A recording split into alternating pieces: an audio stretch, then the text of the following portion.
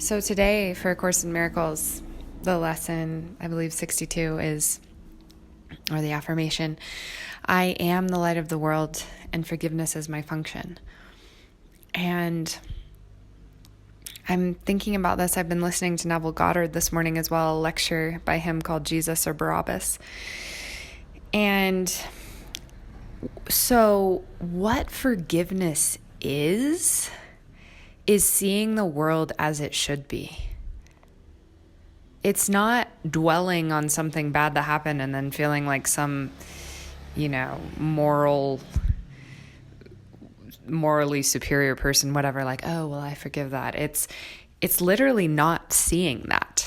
Forgiveness is to see the world as you would like it to be. And if you know that the whole world is you, that all is one, and your outer world is just an outpicturing of your inner consciousness, then you see the entire world as you would like to be seen. And that's forgiveness. And that's also vision. That's using your imagination, which is God, your inner eye, your vision, rather than being a slave to, as Neville Goddard says, rather than freeing as your master Barabbas or the robber, the one who robs you of your vision, the one who robs you of the truth of the world, which would be seeing it as you would like to be seen. And that's symbolized by Barabbas. And instead, to say that I am the light of the world and my function is forgiveness is to choose instead to release Jesus Christ, your Savior. And Jesus Christ is your I am, is your imagination, is your true vision, is your true ability to see the world, every aspect of the world, in the light of how you would like to be seen. So, whole, loving, perfect, abundant, successful, eternal, etc. So forgiveness is something that takes place in imagination, and it's a revisioning. It's a revision, right? So that is how you are the light of the world. Forgiveness is not to continue to see anything in lack. It's to re-envision, reimagine, re-image that which is an illusion, which your senses are trying to convince you is true, your outer world, as perfect, which is the truth of God. The truth of God is in your imagination. The truth of the world, eternity, is in your imagination. Perfection is in your imagination. And you receive that only as you give it. So you become perfect only as you imagine everything in your world as you would like to be imagined, as perfect, imaged. And this is forgiveness. This is how you are the light of the world. This is how you shine the light on the world. And so forgiveness is it is how we get in touch with our quantumness. Because again, if we live in this prison of being trapped by the outer senses, which is in science, we know this is an illusion. We know that if we use a big enough or powerful enough microscope, that nothing is solid, that all of that which seems to be solid is actually just energy and vibration that's moving and can be moved. And it's all just one energy and one vibration. And so to be trapped in the world of the senses, that is an illusion. For people to say, for you to say that is reality, is just choosing to be robbed of your true identity. I am, of your true identity as creator as well as creation. God created us in his image, meaning every single thing that God is, we are, because we are holy God. So if God is master of his universe, and our universe,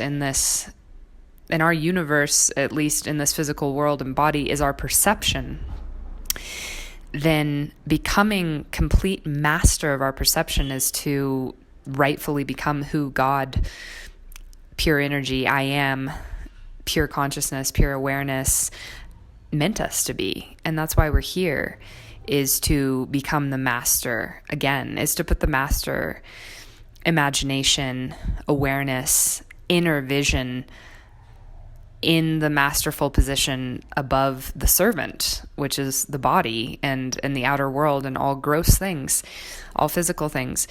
So forgiveness has become such a cliche word. It's almost hard to, reading Neville Goddard in conjunction with A Course in Miracles is really helpful to me because, and then, joining it with ideas of quantum physics and even ideas of neuroscience, as in when you reimagine and revise inwardly with your inner vision, your imagination, something as it should be, as you would like it to be. And again, using the golden rule as your standard for this here, how would I like to be seen? And that's how you see everything. And you would only like to be seen in loving ways. And love is God. And as Marianne Williamson says, will is thought. So if I am the will of God, or I am to do the will of God, then that is to put loving thought towards everything. So, and that is how that's the golden rule, because I would only ever like to be thought of or seen lovingly.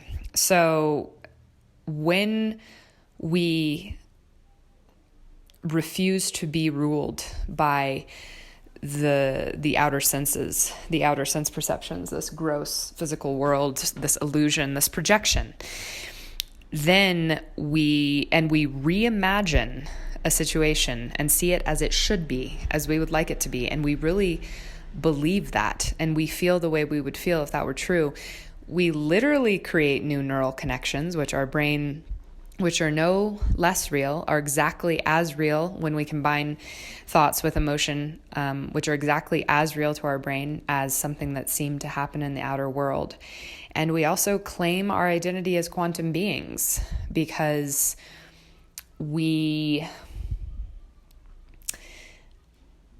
claim our identity as quantum beings because we claim the truth that all possibilities are always possible, rather than being a slave to something that seemed to happen as a fact in the outer world. Again, knowing that matter is not even solid.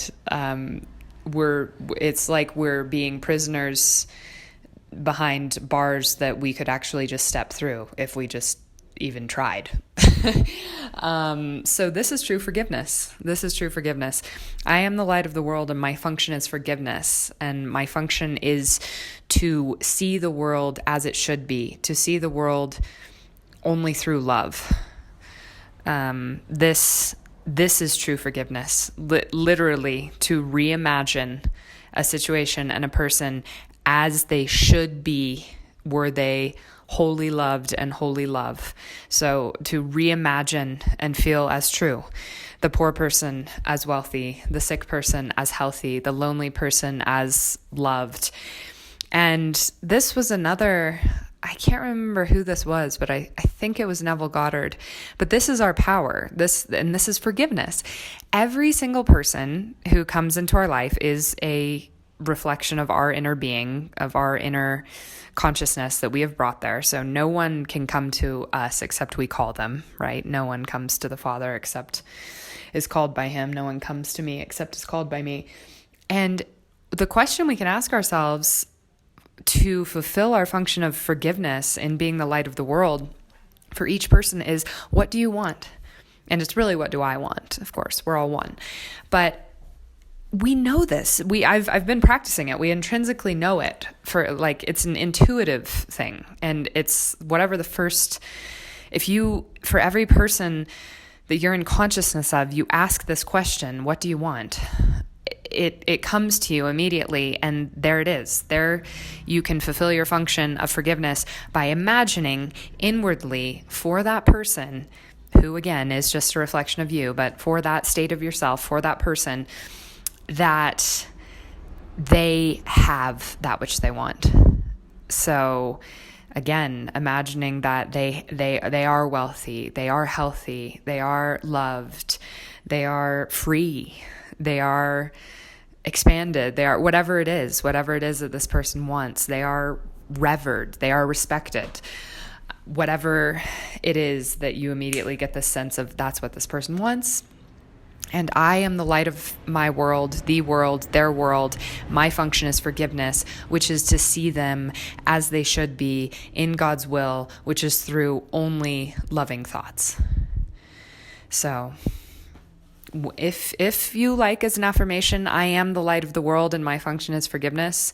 For me, listening to Neville Goddard this morning really helped to reaffirm what forgiveness is on many different levels, and to, yes, claim my reality as a quantum being, claim my reality as I am, as Jesus Christ, which is just a state of being in which the consciousness fully realizes that it is one with the Father. I am one with the Father.